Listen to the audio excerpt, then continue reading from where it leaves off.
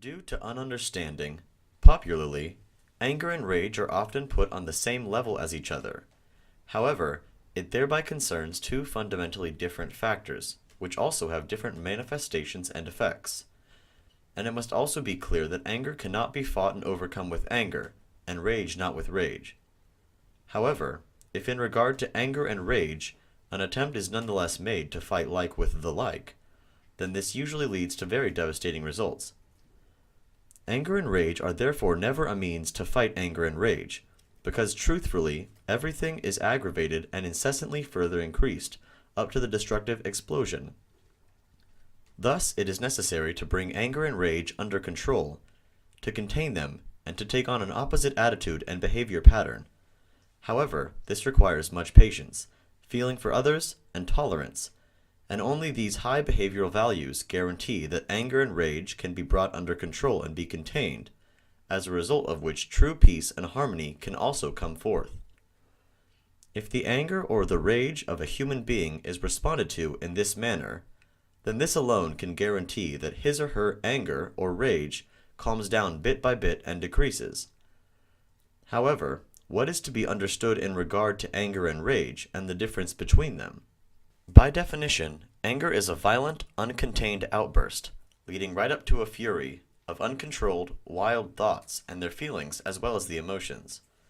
Thereby, the emotions must not be equated with the feelings, because they are two entirely different things, whereby it is from wrong thoughts and feelings, which have been maintained for a time, that emotions first develop, and which then break through and come to the fore at every appropriate and inappropriate opportunity. Thus, anger is conditioned emotionally and is brought about when vexation appears through any incidents, words, discourse, deeds, actions, damage, or loss, and so on. The anger expresses itself through a distorted facial expression, angry redness in the face, as well as through malicious and uncontrolled words, through uncontrolled gesticulation, and often very serious actions and fury. When referring to an anger state, that which is spoken of is a pent-up, dull, roaring, burning, dignityless anger and a howling of senseless, raving, wild, delusional, unconscious, churning, blustering, drooling, frothing, or boiling anger, and so on. Also to be mentioned is the going berserk anger, which as a rule gets very badly out of the control of the good human nature into a frenzied, enduring anger, and sometimes also into an anger madness, which is often also associated with a furious howling and with froth around the mouth. Rage is defined as a violent, passionate indignation about something, which is perceived by a human being as an evil unright, or which runs counter to his or her will or his or her wishes. In this manner, the rage is understood to have different forms and is also diversely labeled as flaming, righteous, sheer, helpless, burning, gripping, or blazing rage, and so on. During rage, the rage redness rises to the face, and if it gets badly out of the control of the good human nature, one talks of snorting with rage.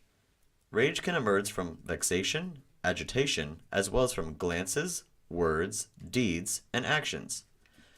However, also from any events and situations and so forth, whereby, however, without exception, during the emergence of the rage, the thoughts and their feelings get out of control, and the emotions are allowed to run free.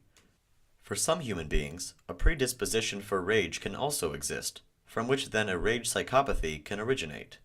If any kind of problems exist within the family, amongst friends, acquaintances, neighbors, in connection with the work, the authorities and governments, with organizations or in regard to the world affairs, the money, and so on and so forth, then these cannot be tackled with anger and rage, and also not with hatred and with revenge behavior. If the problems are specifically related to human beings, then they must be met with love and feeling for others, as well as with kind-heartedness, dignity, and peaceableness, not, however, with anger, rage, and hatred, not with threats, and not with any kind of weapons. All these unvalues cause immense damage and frequently cause lifelong quarreling, murder, manslaughter, and even wars.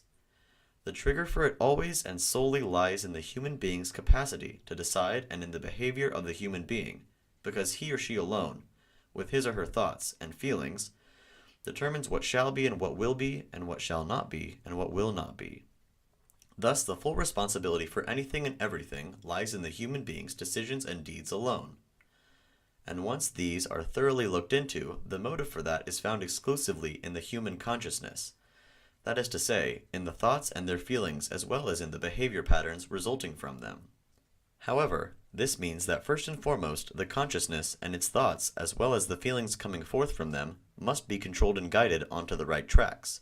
This does not mean a control of the consciousness as well as the thoughts and feelings in the sense of a deep meditation, rather only the control of the intellect and the rationality.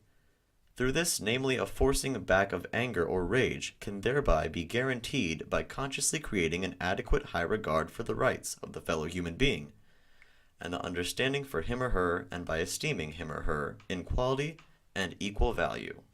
In an undisputable fact that anger and rage do not make one glad and happy, and they create neither love, freedom, nor peace, and also no harmony, but to the contrary they make all these high values impossible. If everything negative, ungood, or evil and aggressive which appears is considered intellectually and rationally, and everything is shown love, kind-heartedness, feeling for others, and dignity, as well as calmness and peacefulness, then the consciousness is calmed just as much as the thoughts and their feelings, which also bring forth a calming effect on the psyche. Indeed, no human being would like anger or rage, neither in himself or herself, nor among fellow human beings, because love, peace, freedom, and harmony are the basic values of the inner nature, which is naturally given. Nobody strives for consciousness-based unrest, for anger or rage.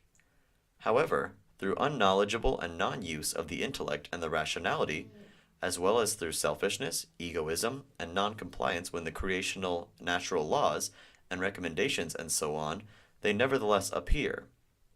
Thus, through the might of the non-compliance and the unknowledgeable concerning the laws and recommendations, bad thoughts and feelings, bad attitudes, behavior patterns, and the dejection, and so forth ensue, whereby the way is paved and cleared for anger or rage. Exactly through anger and rage, the human being loses one of his or her best and naturally given abilities, namely, his or her healthy discernment. In contrast to the animals and the creatures in general, the human being with a healthy consciousness has a well-functioning brain, which allows him or her to evaluate what is right and what is wrong, and he or she is not only able to do this for the present moment, rather also with regard to the past and the entire future. Thus he or she, without being clear-sighted, is able to evaluate with his or her clear intellect what is right and what is wrong, whether one cause or another leads to which effect, and whether one word or another, this or that method or that deed or action, leads to this or that result. However, if the consciousness is seized by anger or rage, then the thoughts and their feelings play up, because flying into anger or rage means that in many respects very much damage and terribleness is caused. The consciousness, the thoughts and their feelings, as well as the psyche of the human being are incomplete. Consequently, they must be trained to be good and righteous, which is possible only through a conscious use of intellect and rationality. Since the human being is in fact a human being, and is dependent on a physical body, he or she must preserve his or her consciousness ability of discernment and learn in order to correctly decide and act in every respect. He or she is responsible for this with his or her self-consciousness, and with his or her self-care, and with the recognition of the negative, evil, and bad results of the anger and the rage, as well as the good, valuable, and positive effects of the love, kind-heartedness, dignity, and the feeling for others. If the human being makes this clear to himself or herself again and again, he or she will finally understand the whole thing, and act accordingly, and therewith also control his or her consciousness. Thus, with a clear intellect, rationality, and with a clear consciousness, and with equally clear thoughts and feelings, he or she reaches the point that he or she can control everything and use it for the best. Every human being needs the peace, the freedom, and the harmony of his or her consciousness, whereby the only question is whether he or she possesses these high values, or whether he or she must first create them for himself or herself, and if so, how is this possible for him or her? Through anger or rage this is impossible. However, through feeling for others, love, peace, and kind-heartedness, as well as through dignity, honesty, freedom, harmony, and conscious use of the intellect and the rationality, the individual peace of consciousness can be attained. Once this is achieved, then the result is a great self-satisfaction, joy, and inner happiness, a peaceful family, peace with friends, acquaintances, and fellow human beings in general. However, also freedom, love, and harmony in everything. In fact, far away from every quarrel, from hatred, and the urge for revenge, as well as the urge for retaliation. If the whole thing is extended to the entire human and political, as well as the economic level, then good behavior patterns, high regard for one another, bearing as well as harmony, peace, and freedom can result from it, just as well as a motivation, from which a oneness consisting of the entire humankind results, as does a very valuable cooperation, whereby an enormous number of problems can be solved.